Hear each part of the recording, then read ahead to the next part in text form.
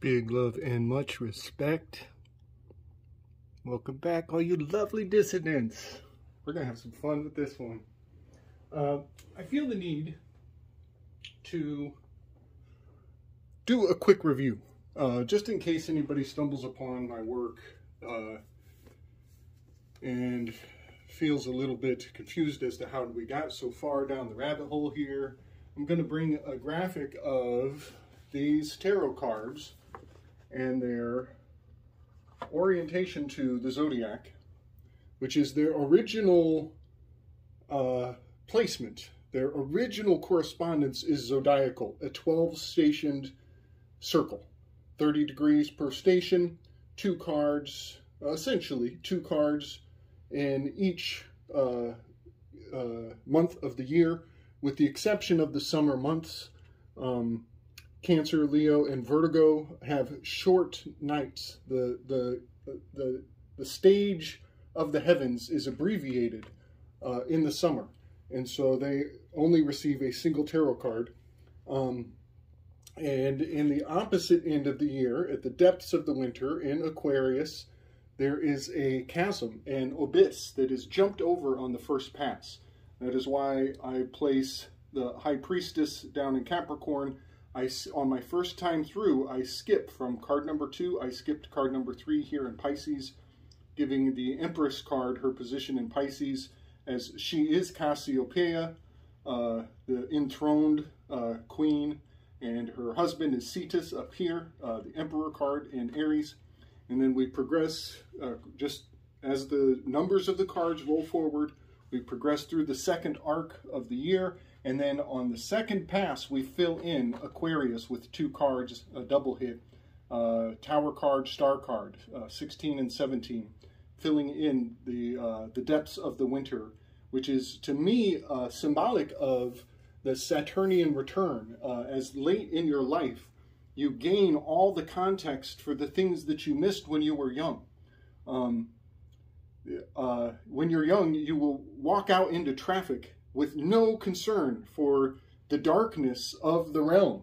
You are oblivious to how dangerous everything is. In fact, and when you are young, you learn your alphabets, ABCs, but nobody tells you about gematria or all of the occulted context of the depths of the information that we're handed on the first pass.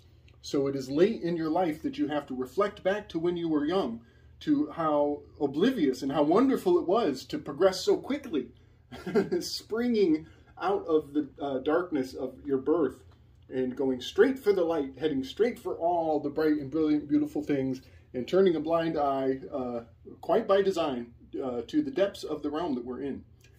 So yeah, I think of this chasm here as very much symbolic of the Saturn returns of that everybody should, agree is part of the experience that we all share. Now, I'll bring this graphic up, and it will be different. It will be a fully different arrangement of these cards because it is the zodiacal cipher. And I'll just share that, and it's essentially the 12 stations and the 36 minor decans, making a grand total of 48 data points. And then my center, fire, air, earth, water, did I say that right? are, no, I didn't. Fire, air, earth, and water. I did say that right. Those are the seasons. These 4 center symbols are the seasonal indicators of the spring, fall, winter, summer. All right. So that is the first cipher. That is the beginner's course. We've taken it to a new level. We are now rearranging all of those cards into their numerical correspondences, such that this is, if you want to go back to the Enantiodromia Enneagram, I forget the title of almost all of my videos, you will learn that there is a very good reason for me to bring the number Leo, which is zodiac station number 8. I bring it together with card number 17. 1 plus 7 is 8. So the 8 is with the 8. Here we have Virgo is number 9. Well, I bring it together with card number 18. 1 plus 8 is 9. So these are now in their numerical correspondences. And a fascinating thing happened when I did that. Again, just for review, I'm just going back to bring forward, because it is important to my intention in this clip. What happens is number 8 is Leo. Well, card number 17 is Aquarius. We have unified opposites by doing this. And that tells me that there is some fascinating reveals when we unify opposites. Carl Jung called it an antiodromia, and it turns out that was one of Heraclitus's contributing philosophies. The idea of opposites is a fundamental of the Heraclitean construct. So I'm going to really lean into Heraclitus again, kind of trying to pick up where we left off. Heraclitus was a misanthrope, meaning he did not like humanity, or at least he is accused of that.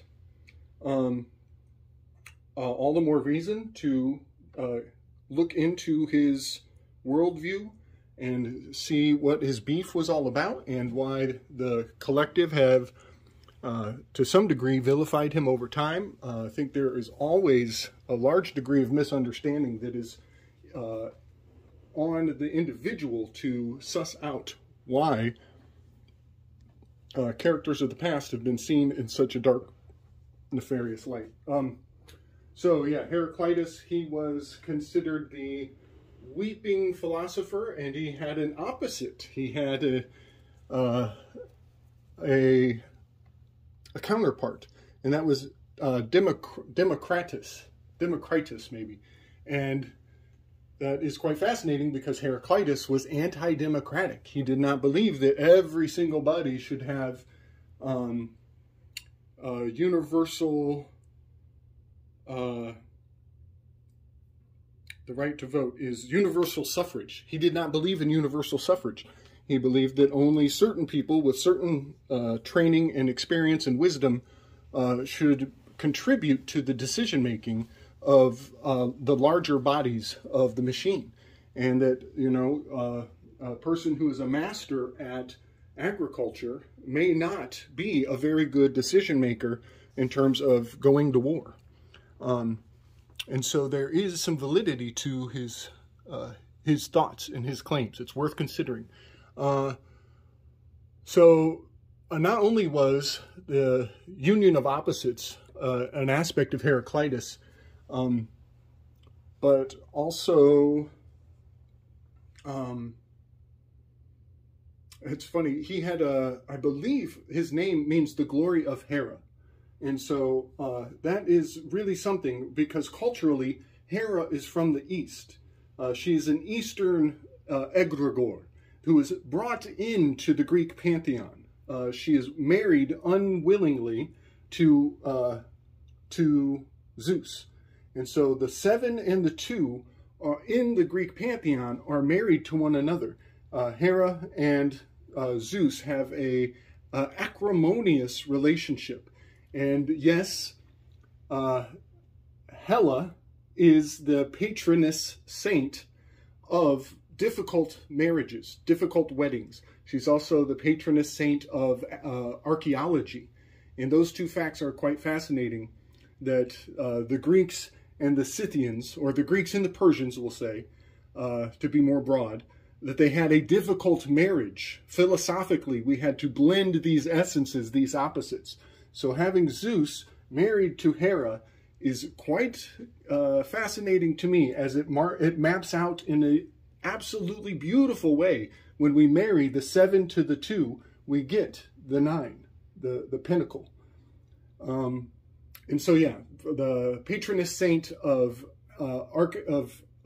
archaeology and difficult weddings, it's a flashback. It's a homage to the mythology of the Greeks and this cultural blending of this crucial time when Persia and the Greeks were coming together. So Heraclitus was a Persian. He was from his roots were of the same origin as Hera's roots, and it's in his name. Glory to Hera, Heraclitus. So he was from the East, but he was rooted in Greece. And I think I talked about it in my last video, how he was invited to come back to the East by Demarius and become an instructor in his high courts. And he refused the invitation, and in fact, he became a recluse after that. You get the impression there might have been a threat on his life because he went into seclusion in the Temple of Artemis. And Artemis is also from the East. She is a Persian goddess. Her name means eternal truth. So Heraclitus, he is the origin. I'm going to give him the original position underneath this high priestess card. The more I look at him, again, he and Democritus have this opposition, as Heraclitus is always crying. He's called the weeping philosopher, and Democritus is always laughing. He's called the mocker, the great mocker. So Heraclitus is called the riddler. So there is something of always going to be a riddle, as the seed of every concept is contained within its own opposite. So tragedy and comedy have a dynamic relationship that is constantly a give and a take, you could say. So Heraclitus, part of his philosophy, I'm going to elucidate on this, part of his philosophy today is preserved in a concept that I recommend everybody look up. It is very Eastern oriented, and it is called Dialectical Monism. And so I'm going to read some of the principles of Dialectical Monism. And I will try to be very quick about this, and it will all make sense in just a moment as to some of the nature of Lady Frieda Harris's art that she has put into this High Priestess card and its relationship to the Aeon card.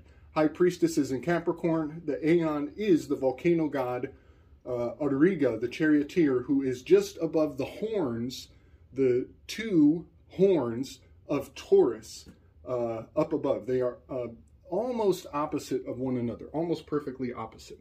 So I'm going to read on Dialectical Monism, which is kind of a it's an enigmatic phrase. Okay. Let's see. Some variants of dialectical monism adhere to the view that all conditions exist at all times in unity, and our consciousness separates them into dualistic forms. Other views maintain that the nature of dialectical synthesis dictates that a flow of change will tend towards a spiral-shaped progression. Notice that is intrinsic to that High Priestess art, rather than a perpetual, non-progressive, repetitive circling of history. For these dialectical monists, this explains the fact of physical self-organization in nature, as well as the observed tendency for human societies to achieve gradual progress over time. These teleological variants may be referred to as progressive dialectic monism. As a monism, dialectical monism is opposed to traditional dualism, despite its emphasis on two-ness. In dialectical monism, the appearance of duality is seen as arising from the mind's need to impose divisions and boundaries upon an essential unified whole. Thus, for the dialectical monist, reality is ultimately one, but can only be experienced in terms of division. I think I got a visitor, BRB. All right, welcome back, everybody. Taken 2 on this one. Yeah, dialectical monism. It's funny, it's oxymoronic. I'm looking at that term ox a lot different nowadays. Yeah, a whole lot different. So yeah, essentially Heraclitus was kind of a bit of a patron saint of of oxymorons, of opposites and their inevitable nature to one another. His name means praise to Hera. I am giving him his roots in this High Priestess card. And I want to pass the torch from Heraclitus, this riddler, and his foundational nature to dialectical monism, which is, I believe, wonderfully expressed in the art that is this card. This card. Other High Priestess cards have the Jachin and the Boaz, the duality, and there is a difference between polarity, duality, and yeah, actually, there's a difference between almost every word. While they seem synonymous, it is valuable to know why they're not exactly synonymous. And I think that is the power of nuance, which I often joke, only partially joking, that nuance should be the 8th Hermetic principle. Knowing how even things that you think are synonymous, they do have correspondence, which is valuable, 2nd Hermetic principle, but the nuance of their difference is also a treasure trove. So that's just something to consider, you know, the difference between polarity and duality. Now, I want to pass the philosophical torch between Heraclitus and Lady Helena Blavatsky. I think it is very important to see how they relate to one another archetypally under the banner of this High Priestess card. And also, I want to maybe highlight the nuance that I observed from a High Priestess card having the title HP, High Priestess, and this card has lost the H, and it is now the Priestess. And so that is key to seeing steganography in the world, is when you see an error, when you see something missing or something, an inaccuracy, it should stand out like a sore thumb, because oftentimes it is what is not said that says the most. And so Helena Blavatsky, she has a very interesting philosophical influence. I talked about it in the last video. Her theosophical religion is accepted by decree under the United Nations. They are theosophists. And there's something a little hazardous about the root of that if Heraclitus was a misanthrope, a person who does not like humanity. And they have embraced this dialectic monism. And I could go on and on about that. There is so much to ponder and to dig into, and I invite everybody else to pick this up, take it on your own, and do some work on what this means. But I find a seed, an oppositional seed, something that I do not resonate with in both Heraclitus's philosophy and Helena Blavatsky's philosophy. And that is this idea of this the divine spark, that everybody has a little seed of God inside of them, but only some of us have the chosen special magical seed, and everybody else gets to be peasants and workers. This is the roots of classism. This is the roots of Calvinism. They have allowed, the Theosophics have allowed the ultimate flaw, the ultimate problem with Calvinist philosophy is this idea that classism was decided in heaven, and that the gods have granted favor, some special spark, some special chosen one, divine right of kings has been inseminated into only the chosen class, only those who have it. The haves have the chosen spark of God, and the rest of the world are animals. This is also the roots of social Darwinism. This division is quite insidious, and it is ancient. It goes back before the Greeks, and it is a handoff from the East. And Hera is the root of this philosophy. And so I want to also highlight the very nature of the torrid meteor showers. Now, the torrid meteor showers are really profound. They have swept me off my feet and given me, allowed me the grace of questioning my own paradigm. It is during October, where is October? It is during Scorpio, under Hercules. Here we have Heraclitus, Hercules, this Hera, this glory to Hera. And it is during October, in this time of year, that a very fascinating heavenly dynamic is articulated. And it is the torrid meteor showers. And the torrid meteor showers come out of Auriga, the charioteer, volcano god, Hephaestus, and also, I believe, maybe Ares. There is one center of this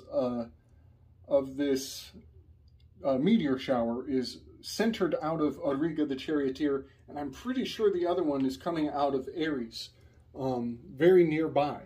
And so I will bring up the graphic of the meteor showers, these double meteor showers coming out of two different center locations. Much like light speed in Star Wars, when they hit the switch and the stars start to, like a stop image, what is it called? I always forget this term. When you leave the shutter open on a camera, the stop footage, I think maybe that's what it's called. The lights of the stars create a linear experience to your perspective. Well, the torrid meteor showers are unique because there are two centers from which these meteors come from. And if you had a camera open, you would see that there are two origin points of the torrid meteor showers. They are very unique in that way. So it just gets me that it's during Hercules, that the torrid, on the opposite end, that the torrid meteor showers are expressed. And this union of opposites is a fascinating thing to consider, that we may be looking at the glory of Hera, the halo of this earth-based goddess. And so I'm going to put this graphic of this High Priestess card, I'll put it up inside of the image of the torrid meteor showers, and you will see something really remarkable is going on with this double origin point of the torrid meteor showers. So I wanted to share that. It is quite fascinating. And one more thing to note here is that there are four particular goddesses on the zodiac, and they are three of them are earth-based, because there's only three of every element. So Hera is in Capricorn, it's an earth element. Taurus is Hathor, it is an earth element. Virgo is, I see Virgo as more Athena-oriented. As she is a Virgo, she refuses a lot of suitors in her mythology. She also has a lot of Libra in her nature. And then Sagittarius down here is Artemis, the archeress, the huntress. And she is not an earth element. She would be, I believe that will be fire. She is a fire element. Okay. Real quick, so Heraclitus is the origin of this dialectical monism, passing the torch on to the Theosophics of H.P. Blavatsky, who is carrying the seed of this Calvinist philosophy that only certain people are the chosen ones who are worthy of leadership, which is correspondent to Heraclitus's philosophy, that only the chosen ones should be chosen to lead, and everybody else can go F themselves. Very misanthropic, but worth considering. There is a reason why they have these perspectives. It's not as simple as, oh, they're evil. It's not that simple. There's a lot more going on. All right, so I think I'm going to move out of the High Priestess and the legacy of the... oh, well, no, I'm going to say this. So Hera is called White-Armed Hera. That is one of her descriptors. And I just want to posit something I've thought about is, what if White-Armed Hera is like a burning log? What if she is the ash that is required in the alchemical process for the fire to come off and give the glory of Hera? As Heraclitus's philosophy was Panta Are. Panta Are, everything is fire. It's really neat. It's an interesting maxim that is attributed to him. So White-Armed Hera could be the logs that are burning and turning to ash to give birth to this flaming, ever-changing experience of the human consciousness. And that would be a very nifty articulation of the burning ashen logs having this flaming hair. Would be an interesting expression of why the card number 2 and card number 20 belong to one another. They are correspondent.